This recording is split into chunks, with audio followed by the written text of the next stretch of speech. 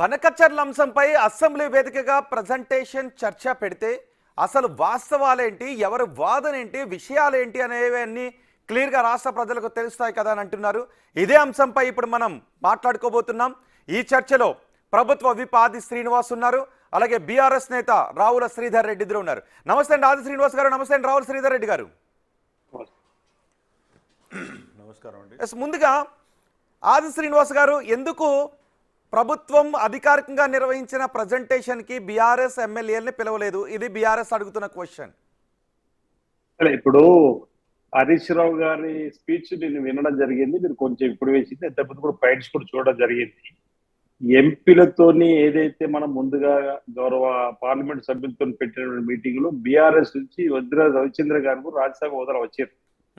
Bharatiya Janata party హోదాలో కూడా రఘునందన్ రావు గారు, మేడం అరుణ గారు కూడా రావడం జరిగింది. ఎంఐఎం నుంచి కూడా అసిదుద్దీన్ ఓవైసీ కూడా రావడం జరిగింది. వచ్చినప్పుడు వద్దిరాజు రవిచంద్ర గారు, ఈ హరీష్ రావు గారు, లేదా కేసీఆర్ గారు, లేదంటే కేటీఆర్ గారు, లేదా బీఆర్ఎస్ నుంచి వచ్చినటువంటి ఓ ప్రతిని చదివినప్పుడు మేము ఏం ఆబ్జెక్ట్ చేయలేదు. ఆనాటి వీడియోస్ ఉంటే మీరు చూడండి. ఆ వీడియోలో కేసీఆర్ గారు ఆ రోజు ఈ విధంగా చేసిండ్రు, ఆ విధంగా చేసిండ్రు అని చెప్పాలి. మేము ఆ ప్రతిని చదివినప్పుడు బీఆర్ఎస్ కరపత్రంలాగా ఉందని మేము అనలేము.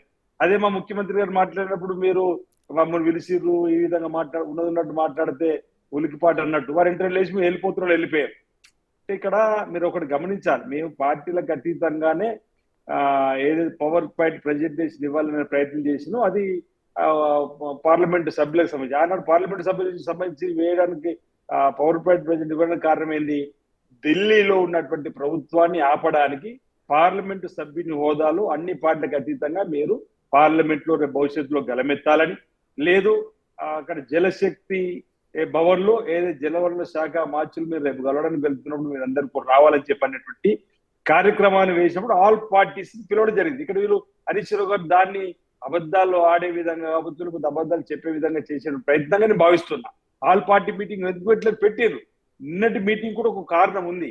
వీళ్ళు పదే పదే పదే పదే ప్రయత్నం చేస్తూ బనకచర్ల విషయంలో కాంగ్రెస్ పార్టీని ప్రభుత్వాన్ని దోషిగా చెప్పేటువంటి ప్రయత్నం చేస్తున్నారు. అదే ఆది శ్రీనివాస్ గారు, ఆ విషయం గురించే బీఆర్ఎస్ నేతలు ఏమంటున్నారంటే, దీన్ని మీరు అధికారికంగా పెట్టే కంటే గాంధీ భవన్ లో పెట్టి ఉండాల్సింది, మీరు ప్రగతి భవన్ లో పెట్టినప్పుడు అన్ని పార్టీల ఎమ్మెల్యేలని పిలవాలి కదా అనేది బీఆర్ఎస్ అడుగుతున్న క్వశ్చన్. గాంధీ భవన్ లో మేము పెట్టుకోవాలన్నా, ప్రజాభవన్ పెట్టుకోవాలని చెప్పిన వాళ్ళు చెప్పే సూచనలు తీసుకోవాల్సిన అవసరం లేదు. గాంధీ భవన్ పెట్టవలసిన అవసరం వచ్చినప్పుడు గాంధీ భవన్ పెడతాం. అక్కడ కాంగ్రెస్ పార్టీ నాయకత్వాన్ని కూడా రేపు చైతన్యపరచడానికి బీఆర్ఎస్ పార్టీ బట్టగాల్చి మన మీద వేస్తున్నటువంటి వైనాన్ని చెప్పేటువంటి ప్రయత్నం కూడా చేస్తాం భవిష్యత్తులో. వారు చెప్పాల్సినటువంటి అవసరం లేదు. ఇక్కడ నేను ఏం చెప్పదలుచుకున్నా అంటే, ఇక్కడ బనకచర్లకు సంబంధించినటువంటి అంశంలో శాసనసభ్యులందరూ కూడా అవేర్నెస్ చేయాలని చెప్పినటువంటి ప్రయత్నం చేసే కార్యక్రమం బాగా ఇది అధికారులతో పాటు అందరూ కూడా ప్రజలచే ఎన్నుకోబడినటువంటి వాళ్ళు ఉన్నటువంటి సందర్భం. సరే, ఒకవేళ వాళ్ళు మేము వస్తాం, మేము కూడా రేపు భవిష్యత్తులో ఇది కూడా మేము కూడా చెప్పేది వినాలంటే కూడా తప్పనిసరిగా వారి ఆలోచనకు అనుగుణంగా మాకు ముఖ్యమంత్రి రేవంత్ రెడ్డి గారు ఆ రోజు చెప్పారు, పార్లమెంటు సభ్యుల సమావేశంలో నిన్నటి రోజు కూడా చెప్పారు, తప్పనిసరిగా ప్రత్యేక అసెంబ్లీ సమావేశం ఏర్పాటు చేద్దాం. అప్పుడు కేసీఆర్ గారు, హరీష్ రావు గారు ఇద్దరు 9 సంవత్సరాల నుంచి 9 సంవత్సరాలు చెరొక్క పరిపాలనలో వాళ్ళు కాదు. ఒక్కడ క్లియర్ గా ఓకే, అట్లాగా స్ట్రైట్ అవే చెప్పండి, నిన్న ఎందుకు బీఆర్ఎస్ ఎమ్మెల్యేలను పిలవలేదు అంటే? మొన్న వెళ్ళిపోయారు, బీఆర్ఎస్ నుంచి వచ్చిన నేతలు వెళ్ళిపోయారు, లేదు ముఖ్యమంత్రిపై ఆరోపణలు చేస్తున్నారు అనే కారణమేనా? విషయాన్ని వేరే ట్రాక్ లోకి తీసుకువెళ్తున్నారు అనే అభిప్రాయంలో ఉన్నారు.